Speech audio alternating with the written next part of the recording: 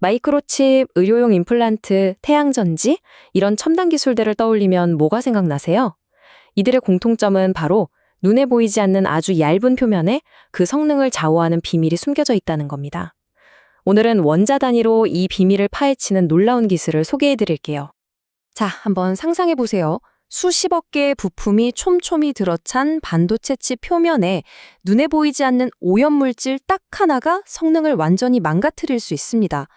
우리 몸에 들어가는 임플란트 표면의 원자 배열 하나가 생체의 적합성을 결정하기도 하고요. 이처럼 보이지 않는 표면의 정보를 정확히 읽어내는 것, 이게 바로 현대 기술의 핵심 과제인 거죠.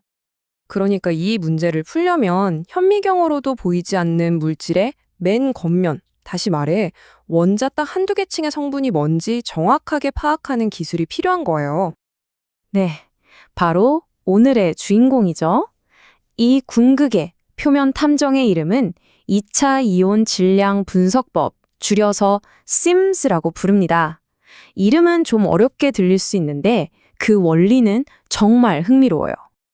심즈를 짝 한 문장으로 말하면요. 에너지 높은 이온빔을 뭐랄까 총처럼 쏴서 시료 표면을 탁 때리는 거예요. 그때 튕겨나오는 입자들을 분석해서 아, 여기 원래 이런 게 있었구나 하고 알아내는 기술이죠. 진짜 범죄 현장에서 아주 작은 증거를 찾아내는 탐정 같지 않나요?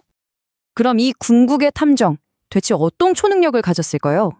우선 수소부터 우라늄까지 주기율표에 있는 거의 모든 원소를 다 찾아낼 수 있고요. 감도는 또 얼마나 좋냐면 100만 분의 1, 심지어 10억 분의 1 수준까지. 와, 정말 예리하죠? 근데 진짜 놀라운 건요. 물질의 딱 맨 겉면, 원자 한두 층의 정보만 콕 집어서 볼 수 있다는 거예요. 심지어 분자 구조까지도요. 자, 그럼 이 탐정이 어떻게 증거를 모으는지 궁금하시죠? 전 이걸 원자당구에 비유하고 싶어요. 우리가 당구 칠 때 큐대로 흰 공을 쳐서 다른 공들을 맞춰 튕겨 나가게 하잖아요.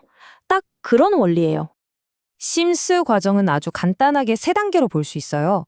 첫째, 1차 이온이라는 말하자면 당구 큐볼을 시료 표면에 아주 강하게 발사합니다. 둘째, 이 큐볼이 표면에 충돌하면서 원래 표면에 있던 원자나 분자들이 당구공처럼 우수수 튕겨져 나와요. 이때 튕겨나온 입자들을 우리가 2차 이온이라고 부르는 거고요. 마지막으로 셋째, 이 2차 이온들을 싹 모아서 정체가 뭔지 분석하면 끝입니다. 간단하죠? 방금 말씀드린 것처럼 이온빔이 표면을 때려서 원자를 튕겨내게 하는 이 핵심 과정을 물리학에서는 스퍼터링이라고 불러요. 이 스퍼터링 현상이야말로 심스 분석의 심장이라고 할 수 있습니다. 자, 그럼 튕겨나온 2차 이온들이 누군지 어떻게 알아낼까요? 이때 비행시간 분석기라는 일종의 경주 트랙이 등장합니다. 원리는 정말 간단해요. 똑같은 힘으로 밀었을 때 가벼운 선수가 무거운 선수보다 더 빨리 달리잖아요. 똑같아요. 가벼운 이온이 결승선에 먼저 도착하는 거죠. 그래서 이 도착 시간만 재면 이온의 무게, 즉 질량을 아주 정확하게 알 수 있는 겁니다. 우리 심스 탐정은요, 조사 목적에 따라서 두 가지 다른 수사 기법을 써요. 하나는 현장에 있는 먼지만 살짝 털어내듯이 분석하는 거고, 다른 하나는 아예 땅을 깊게 파고들면서 증거를 찾는 방식이죠. 가장 큰 차이는 바로 이온빔의 세기예요. 정적 심스는 아주 약한 이온빔을 써서요. 표면의 맨 바깥층을 손상시키지 않고 아주 부드럽게 분석하는 거예요. 분자 구조 같은 걸 그대로 보고 싶을 때 쓰죠. 반면에 동쪽 심스는 엄청 강력한 이온빔으로 표면을 계속 깎아내려가는 겁니다. 그러면서 깊이에 따라 성분이 어떻게 달라지는지를 층층이 분석하는 거죠. 말 그대로 파고드는 거예요. 이렇게 수집한 데이터를 통해서 우리 심스 탐정은 대체 어떤 놀라운 단서들을 찾아낼 수 있을까요? 심즈는 그냥 여기에 뭐가 있다, 여기서 끝나지 않아요. 훨씬 더 많은 걸 알려주죠. 예를 들어 특정 원소가 표면 어디에 몰려 있는지 보여주는 원소 지도를 그려주고요. 분자 조각들을 분석해서 원래 이런 분자가 있었구나 하고 분자 지문을 찾아내기도 합니다. 심지어 같은 원소지만 아주 미세하게 무게가 다른 동위원소 비율까지 알아내고요. 그리고 아까 말씀드린 동적 심스를 쓰면 깊이에 따라서 성분이 어떻게 변하는지 보여주는 깊이 프로파일이라는 아주 중요한 정보를 얻을 수 있습니다.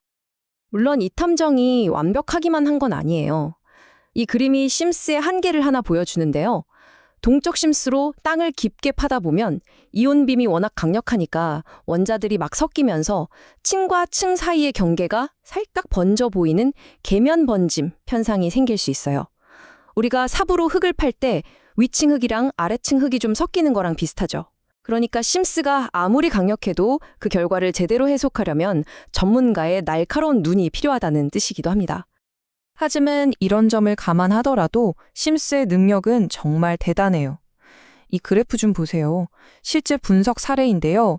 반도체의 기반이 되는 실리콘 위에 갈륨 비소라는 다른 물질이 얼마나 얇고 균일하게 쌓여 있는지 그 경계랑 두께를 나노미터 수준에서 정말 명확하게 보여주고 있죠. 바로 이런 정밀한 데이터가 있기 때문에 우리가 더 작고 더 강력한 반도체를 만들 수 있는 겁니다. 원자 하나하나의 이야기를 직접 들을 수 있는 능력. 심스는 우리에게 물질의 가장 근본적인 비밀을 엿볼 수 있는 그런 창을 열어준 셈입니다. 이 궁극의 표면 탐정을 통해 우리는 과연 다음에 또 어떤 새로운 세상을 발견하게 될까요?